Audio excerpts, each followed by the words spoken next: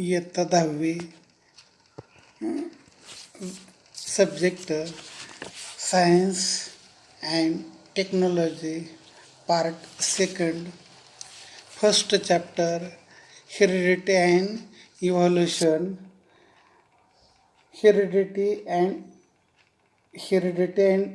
Hereditary changes. You know that here deity is the transfer of biological character from one generation to another via genes. John Gregor Mendel is pioneer of modern scientist. Around the period of 1886, it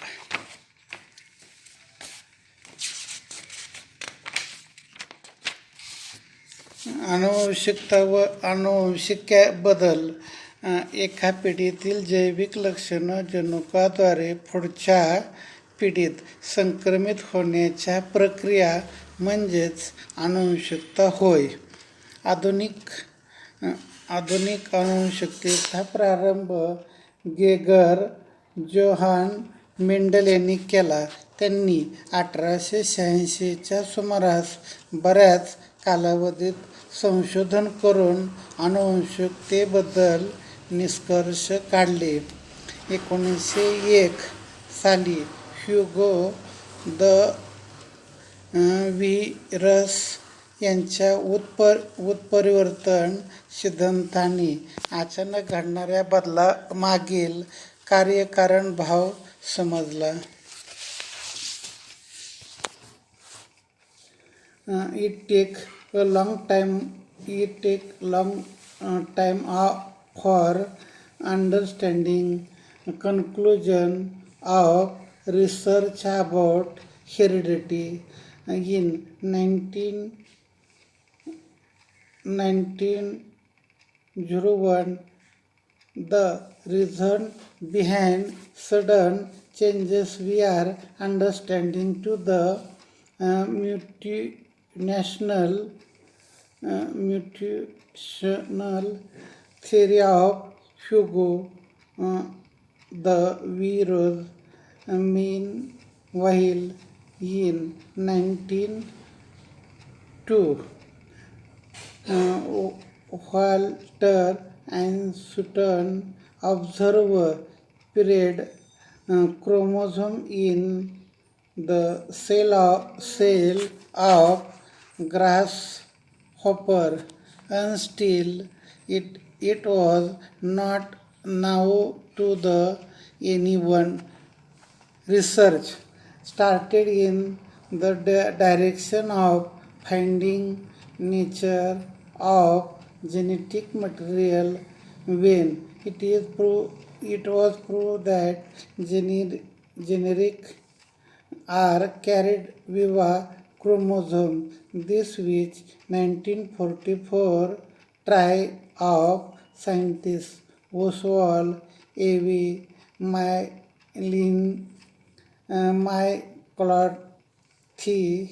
and Colin Maillard provided except via all living organisms have DNA as genetic national material.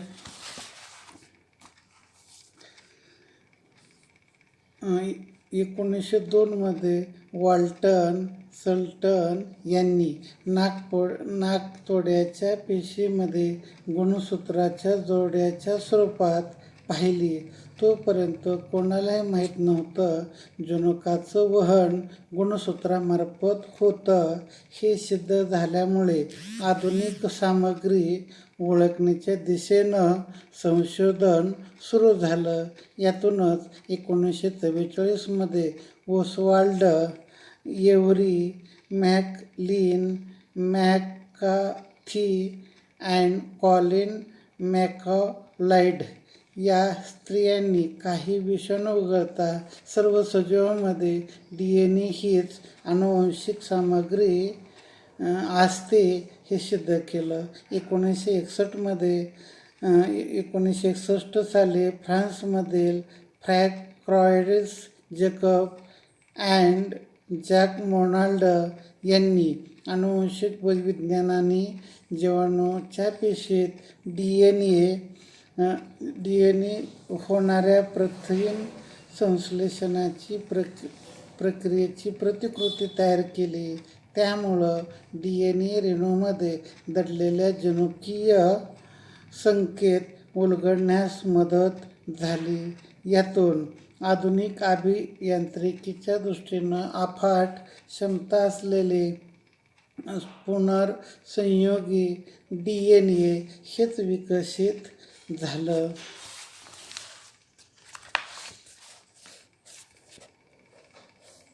In 1961, French genetic Procon Jacob and Jacques Monod proposed a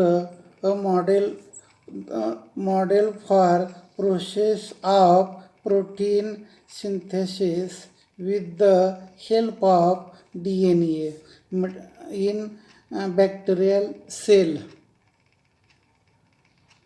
It helped uncover the genetic code hidden in DNA, thereby technique of recombinant DNA technology employed, which have vast scale in the field of genetic engineering. The scientists of heredity is useful for diagnosis, treatment, and prevention of heredity.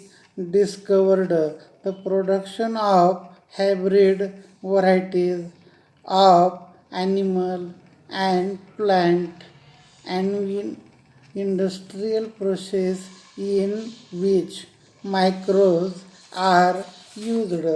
आनुवंशिक विकृतीचं निदान करण्यासाठी, प्रतिबंध करण्यासाठी, उपचार करण्यासाठी, संकरित प्राणी निर्माण होण्यासाठी व संकरित वनस्पती निर्माण करण्यासाठी आणि सूक्ष्मजीवाचा येथे वापर होतो अशा औद्योगिक प्रक्रियेसाठी आज आनुवंशिकतेचा उपयोग केला जातो. Transcription, translocation and translocation with the help of RNA, the genes present in the from DNA participate in the functioning of cell and thereby control structure and functioning of body. Information about protein synthesized is stored in DNA, and synthesis of approximate protein as requirement is necessary for body. DNA मध्ये असलेले जनुकीय RNAच्या मदतीनं पेशीच्या कामकाजामध्ये भाग घेतात. तसंच शरीराची रचना व कार्य यावर नियंत्रण ठेवतात. जनुकामध्ये प्रथिनाच्या निर्मितीविषयक माहिती साठवलेली असते. योग्य प्रथिनाची वेळोवेळी होणारी निर्मिती शरीरक्रियेसाठी आवश्यक असते. या प्रथिनाची निर्मिती DNA मुळे RNAच्या माध्यमातून होते. यालाच सेंट्रल डोग्मा असंही म्हणलं जातं.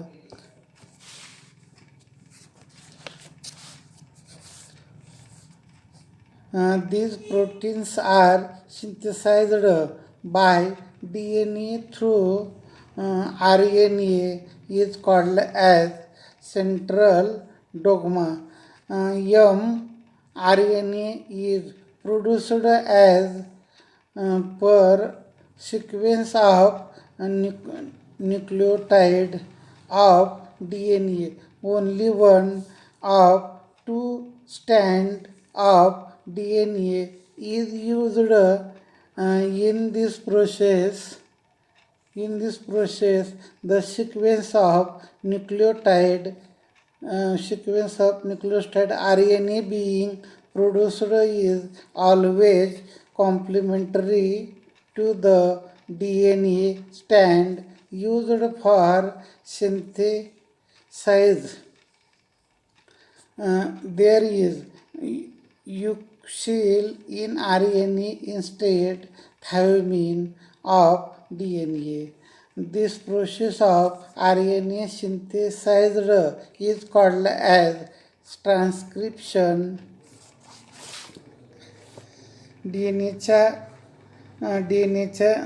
DNAवरील जनुकाच्या साखळीनुसार mRNAची निर्मिती होते. ही होत असताना DNAच्या 2 धाग्यापैकी एकाचा वापर या कामी होतो. तयार होणारे mRNA रेणूतील आणि तो तयार करण्यासाठी वापरलेला DNAचा धागा या दोन्हीमधील न्यूक्लियोटाइड्स क्रम एकमेकांना पूरक असतो.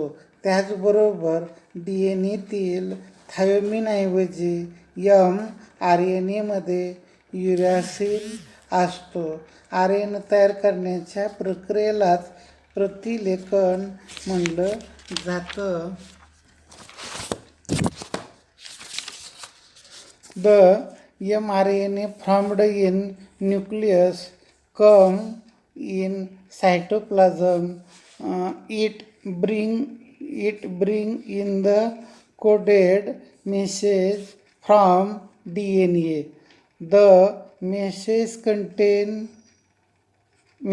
contain the code for amino acid. This code for each amino acid consists of 3 nucleotides. It is called as triplet codon. पेशी केंद्रकात तयार झालेले mRNA पेशी द्रव्यामध्ये येतं. तो येताना DNAवरील सांकेतिक संदेश घेऊन येतो. या संदेशामध्ये अमिनो आम्लाकरता संकेत असतात. प्रत्येक अमिनो आम्लाकरता असलेल्या संकेत 3 न्यूक्लियोटाइड संचाच्या स्वरूपात असतो. त्यालाच ट्रिपलेट कोडॉन म्हटलं जातं. भारतीय वंशाच्या हर गोविंद खुराना यांनी सर्व 20 अमिनो आम्लाकरिता असलेले कोडॉन शोधण्याच्या कामात महत्त्वाची भूमिका पार पाडली. यासाठी त्यांना 1968मध्ये इतर 2 शास्त्रज्ञांबरोबर नोबेल पारितोषिक मिळाला. प्रत्येक mRNA हा हजारो कोडॉननी बनलेला असतो. त्यावरील संदेशानुसार प्रथिने तयार करण्यासाठी लागणारी अमिनो आम्ल पुरवण्याचं काम केलं जातं. tRNA करतो. त्याकरता जसा कोडॉन असतो त्याला पूरक असलेला अँटीकोडॉन T वर असतो. या क्रियेला ट्रान्सलोकेशन असंही म्हणतात. Dr. Har Gobind Khurana is scientist of Indian origin have made an important contribution in discovery of triplet codon for 20 amino acid For this work, we have been awarded with the Nobel Prize in 1968 along with two other scientists. Each mRNA is made up of thousands of triplet codon as per message on mRNA. Amino acids are supplied by tRNA. For this purpose, tRNA has anticodon having complementary sequence of codon on mRNA. This is called as translocation. The amino acid brought in tRNA are bonded together by precipitate bond with the help of RNA. During this process, ribosome keep on moving from one end of mRNA to other end by the distance of one triplet codon. This is called as translation.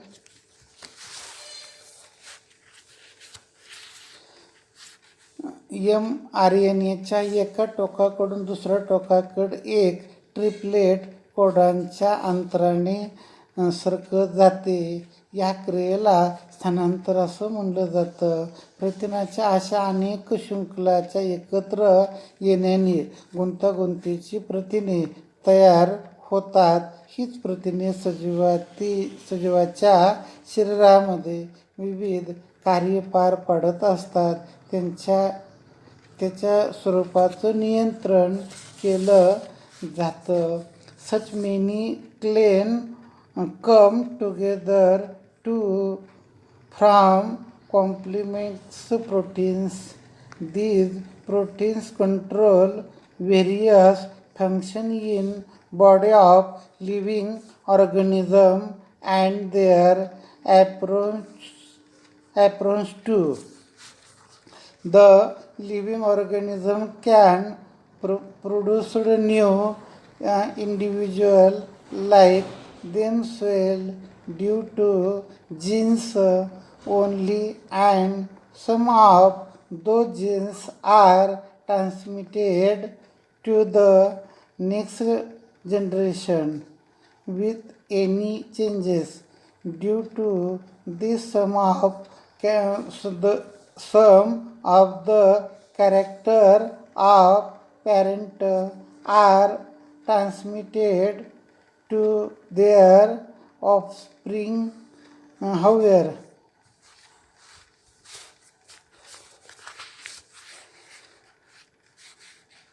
प्रथिनाच्या अशा अनेक शृंखला एकत्र येण्याने गुंतागुंतीची प्रथिने तयार होतात. ही प्रथिने सजीवाच्या शरीरात विविध कार्य पार पाडत असतात आणि त्यांच्या स्वरूपाचं नियंत्रण केलं जातं. सजीवामधील जनुकामुळे त्यांच्यासारखे सजीव निर्माण करतात. यातील काही जनुके जशीच्या तशी पुढच्या पिढीमध्ये संक्रमित केली जातात. त्यामुळं आईवडिलांचे काही गुणधर्म त्यांच्या अपत्यात येतात. परंतु काही वेळा जनुकांमध्ये अचानक बदल होतो. जनुकातील एखादं न्यूक्लियोटाइड अचानक आपली जागा बदलतं. यामुळं जो लहानसा बदल घडून येतो तो बदल म्हणजेच उत्परिवर्तन म्हटला जातो. Living organism can be produced new individual like themselves due to genes only, and Some of these genes are transmitted to the next generation without any change. Due to this, some of character of parent are transmitted to their offspring. However, sometimes sudden changes occur in those genes. Sometimes any nucleotide of the genes changes its position. These cases are minor change with is nothing but mutation. Some mutation may be minor, but some may be considerable. Example, mutation may be case genetic discovered like sickle cell anemia. This in everlasting process. It won the proof that Darwin theorem of natural selection. उत्परिवर्तन कधी किरकोळ तर कधी लक्षणीय असते. उत्परिणामुळं sickle sale anaemia यासारखे जनुकीय विकृती निर्माण होतात. सिकल सेल ॲनिमिया म्हणजे कोड असणारी व्यक्ती ही सातत्याने चालणारी अखंड प्रक्रिया आहे. ती डार्विनच्या नैसर्गिक निवडीच्या सिद्धांताचं समर्थन मानलं जातं. Evolution is gradual change occurred in living organisms. How a long duration? This is a very slow growing process through which development of organism is achieved. All the stage in changes occurred in the various component, changing the star and planet in space to the biosphere present on Earth should be included in the study of evolution. उत्क्रांती म्हणजे सजीवामध्ये अत्यंत सावकाश होणारा क्रमित बदल होय. ही प्रक्रिया अत्यंत सावकाश जीवाचा विकास साधणारी असते. अंतराळातील ग्रह ताऱ्यापासून पृथ्वीपासून असलेल्या सजीवसृष्टीतील बदलापर्यंत अनेक टप्प्याचा विचार उत्क्रांतीच्या अभ्यासामध्ये करणं आवश्यक असतं. नैसर्गिक निवडीला प्रतिसाद म्हणून सजीवाच्या एखाद्या वर्गाच्या वैशिष्ट्यपूर्ण लक्षणांमध्ये अनेक पिढ्यांपर्यंत बदल घडण्याच्या ज्या प्रक्रियेमुळं अखेर नव्या जीवजाती निर्माण होतात ती प्रक्रिया म्हणजेच उत्क्रांती.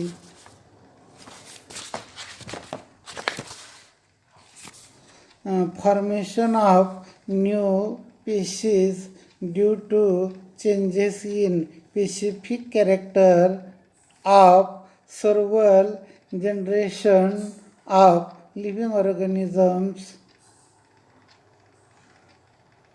as response to natural selection is called as evolution. सुमारे 3.5 अब्ज वर्षापूर्वी पृथ्वीवर कोणत्याच प्रकारचे सजीव अस्तित्वात नव्हते. सुरुवातीला अत्यंत साधी मूलद्रव्ये असावीत आणि त्यापासून सेंद्रिय व असेंद्रिय प्रकारची साधी संयुगे तयार झाली असावीत. त्यापासून हळूहळू गुंतागुंतीची सेंद्रिय संयुगे जशी प्रथिनं आणि केंद्र आम्ल तयार झालेली असावीत. 3.5 billion years ago, life have been non-existence on Earth. The beginning there, many have been only simple element in the ocean on Earth, and simple type of organic and inorganic component maybe have formed from those complex compounds like proteins and nucleic acid may have formed over the long period from simple compound. The first primitive type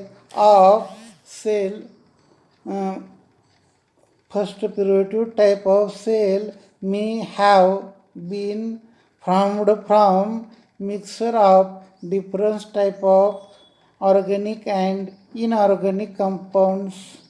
The number of these cells may have increased that cost of surrounding chemicals. They may have had been some difference among the cell, and according to the principle of natural selection, some may have shown good growth and some may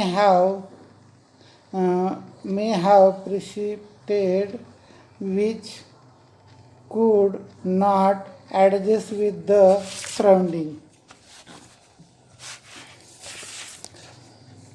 अशा निरनिराळ्या प्रकारच्या सेंद्रिय आणि असेंद्रिय पदार्थाच्या मिश्रणातून मूळ पदार्थाच्या प्राचीन पेशी तयार झाल्या असावेत. आजूबाजूच्या रसायनाचं भक्षण करून त्याची संख्या वाढू लागली असेल. पेशीमध्ये थोडेफार फरक असतील आणि नैसर्गिक निवडीच्या तत्वानुसार काहीची